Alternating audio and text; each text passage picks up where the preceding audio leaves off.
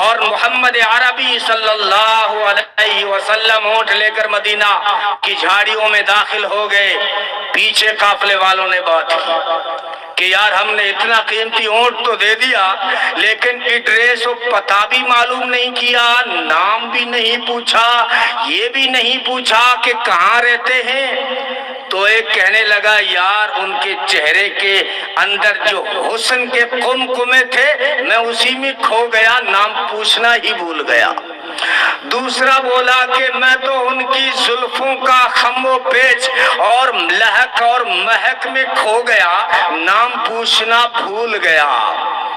تو تیسرا بولا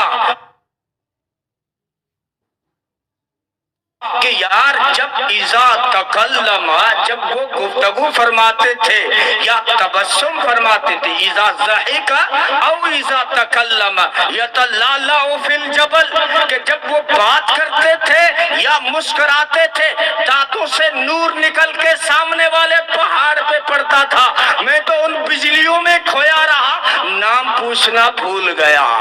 تو خیمے کے اندر سے بیوی بولی، طارق ابن عبداللہ کی بیوی بولی، کیونکہ چوتھا یہ بولا، چوتھا کہنے لگا کہ جو ہے کچھ بھی ہو وہ اپنے حسن کے جلوے دکھا کر وہ قیمتی اونٹ لے گئے۔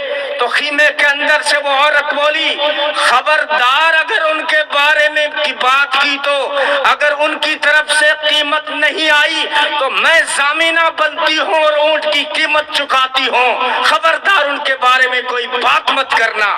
وہ کہنے لگے ہم مرد ہو کے ہم نے نہیں پوچھا، یہ عورت ہو کے جانتی ہے۔